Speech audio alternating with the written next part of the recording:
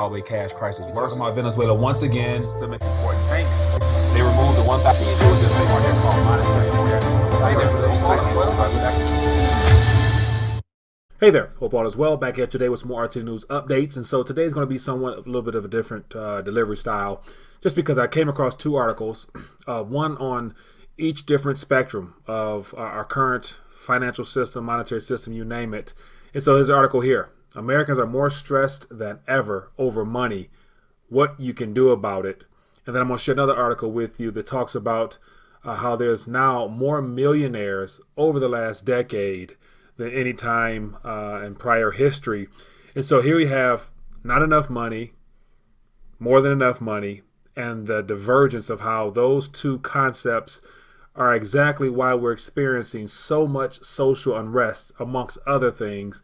So I'm going to dive a little further into these articles, but always you can find more beneath this. But to me, when I saw these two articles that I'm going to share with you today, it really got me to thinking about how timely everything appears to be at this current moment, with so much stuff happening in a variety of countries. And it has to do with people being fed up of just having two different worlds of reality, from those that have a lot, and then the narrative that the Democratic Party will paint that those that have quote unquote too much, or who have utilized the system to the best of their advantage, that have also gained the system, how they've reaped the benefits of their efforts. And then we have those that have done the practical, financially responsible things that they were taught and told to do in school. And unfortunately, due to a debt-based monetary system, it's not working out as well as a lot of people planned. And then in this very article here, this is from a PhD professor here, and she's going to share with you her thoughts as to what you can do about it. And in my personal opinion, it's a little bit too late for her suggestions, but I would love to get your thoughts on it. But before we dive any further, as always, next recession. Recession will be a recession. We're going to hit a recession. The date of the next recession. A U.S.-only recession typically lasts 8 to 10 months. A crash is coming. Now, whether it's 6 months from now, 12 months, 36 months, no one knows. If you have the right plan to set up, you can make a lot of money from this.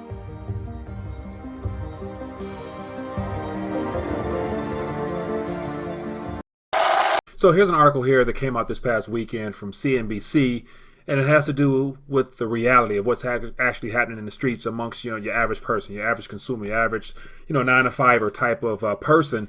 And so it talks about Americans are more stressed than ever over money and what they can do about it. And so this is from a recent survey that was done that kind of paints a very grim picture as to the current state of our financial system here in the United States of America in particular. So I'll thumb through this and give you my thoughts on the very end. And as always, if you guys enjoy this, feel free to scroll below, read for yourself. And if you want to be a blessing to the channel, also consider supporting the channel via Patreon. Link is down beneath. But it says here, we are tasked today with making many financial decisions, from managing our student loans to contributing to retirement accounts. So there we have, student loans, retirement accounts. Very difficult to do in this environment. Plus, there's paying credit card debt on time, keeping our credit score as high as possible.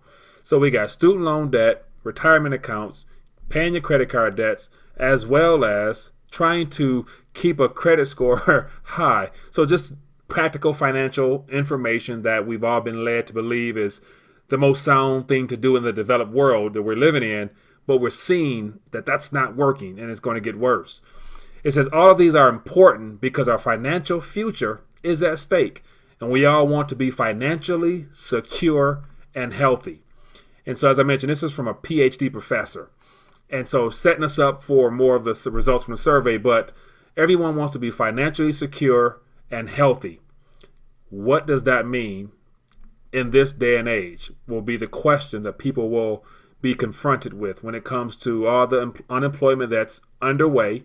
And then just the very idea that with the monetary policies or toolkit that's being rolled out, with all this excessive liquidity being brought into existence, pretty soon it's going to hit the mainstream economy, making it very difficult via inflation for people to actually continue to practice these type of behaviors here, especially when it comes to the words retirement. Because one thing that's becoming quite obvious is that it's going to be hard to pinpoint an exact number to set aside for retirement when you have a central bank that's determined on making sure that they provide enough liquidity. but I'm gonna stop.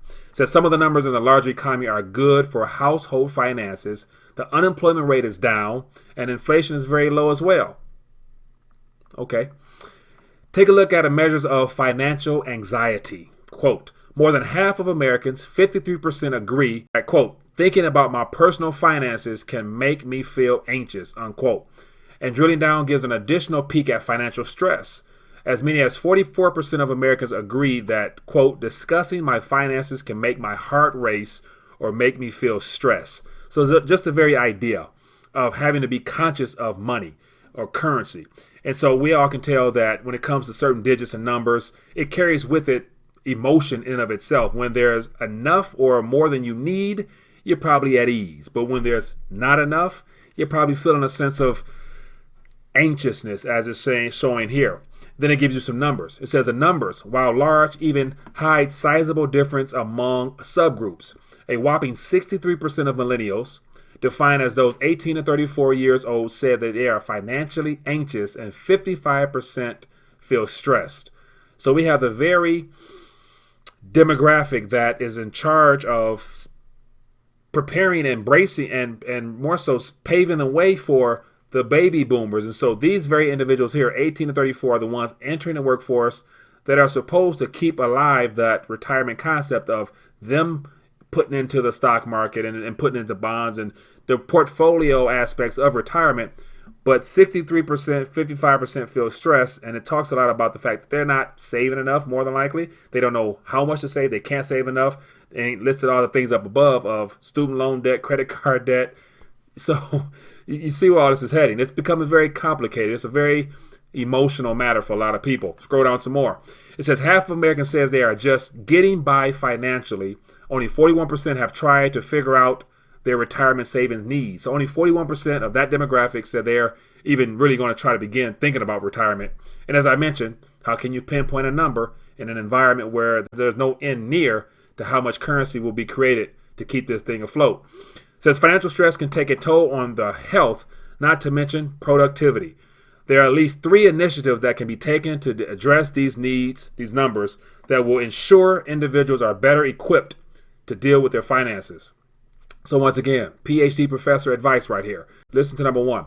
One is to teach personal finance in school and college so young people can familiarize themselves with money management as soon as possible. Here's my only problem with that. Personal finance in school and college, they won't get the true essence of our debt-based monetary system. They'll get more practical knowledge on what to do with the currency they earn from their job, not knowing that the very entities and the government itself and how all that operates is the reason why you really won't be able to trust your national currency for long periods of time due to a debt-based monetary system. One check there. Second, we need financial wellness programs in the workplace. So here we have in the workplace where more people in this current year, as well as in the decade ahead, will be losing more and being displaced from a variety of reasons, automation, AI, as well as just a shift in the employment model. So they're talking about wellness programs in the workplace. Once again, for those that have not come to that realization yet, that employment, a job, as it has been presented over the last several decades, borderline close to 100 years now, a job and employment was never designed to supply all of your needs for the length of your time, for the length of your lifespan. It was always designed from a corporate standpoint of getting people to help the corporation grow, and then they would always give you a piece of the pie, but a very small piece, just enough to come back the next week or two, never enough to supply all of your needs, because once again, how can you put a true hourly wage or salary amount on your true value to bring out your gift and your uniqueness to the entire world, not just a single corporation? But I can elaborate on that at a later date. And then the next one here, technology too can be used to help people make good financial decisions, from apps to financial literacy games.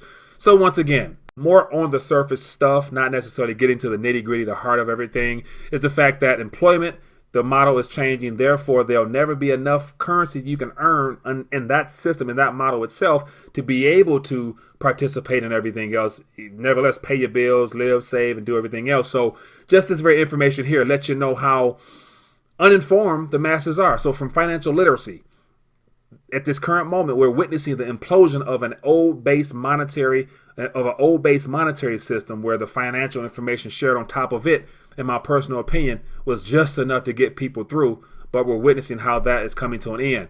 And then the very next article here, I'm going to thumb through this faster, but it says millionaires now hold nearly half of the world's wealth.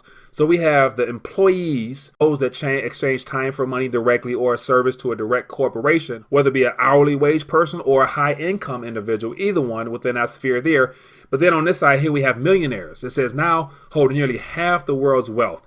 And give you an idea what's going on here, it says millionaires own close to half of the world's wealth, according to the Global Wealth Report from Credit Suisse. It says the world's 46.8 million millionaires are now worth a combined 158.3 trillion, or 44% of the world's total wealth. It says the U.S. still leads the world in total number of millionaires in growth. It says China now leads the U.S. for the first time in the number of global wealthy. It says the U.S. still leads the world in total number of millionaires and growth. The U.S. added 675,000 new millionaires. So we have 675,000 new millionaires over this past year, bringing its total to 18.6 million. Japan added 187,000, and it says China added 158,000 new millionaires.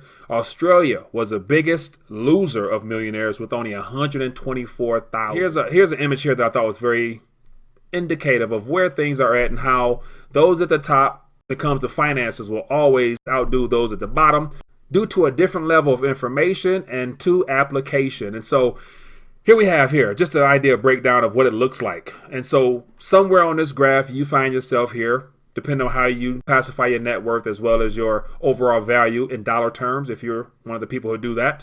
And so here we got the very top, the very pinnacle of the pyramid here. It says greater than $1 million. It happens to be a very small percentage of people. And then as it goes down from 100,000 to 1 million, 499 million, and then from 10,000 to 100,000, 1.6, and then we got at the very bottom of the pole, less than $10,000, according to how they calculate this measurement.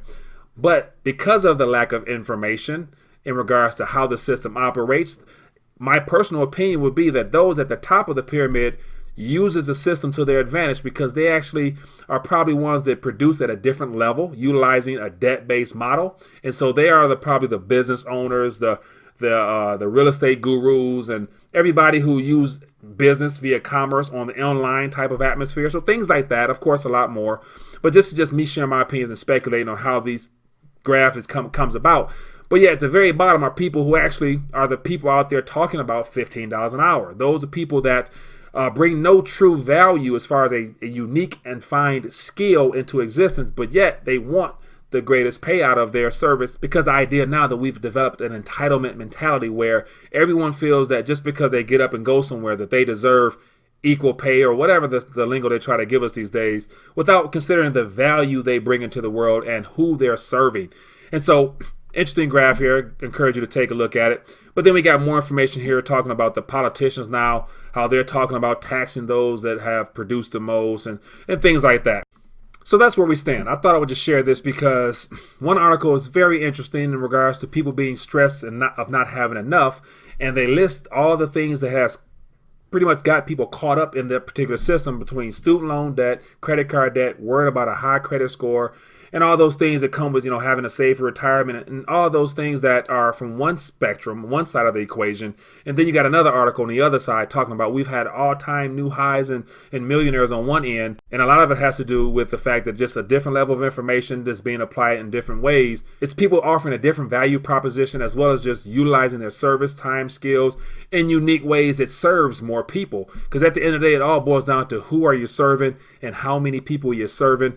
And so I think right now, the divergence between the millionaires and those that don't have enough are only going to grow further apart. And with that divergence comes this sense of unease and anxiety, and i.e. social unrest, when people feel that they're being left behind, while there's another portion of the population that seems to be profiting at the cost of those that just don't operate from the same information or application of that information. So Of course, this goes a lot deeper than I can ever imagine, but yet thought I would share my thoughts based upon 2 articles, and I want to get your thoughts. Leave a comment down below based upon all the information shared, and let me know what you think. But yet you guys also offer a valuable opinion, so leave it down below. And if you find this informative, which definitely is, give it a thumbs up, as well as share this information so more people can find out about it. And as always, as I mentioned, if you guys want, over here, support the channel via Patreon. Your help goes a long way.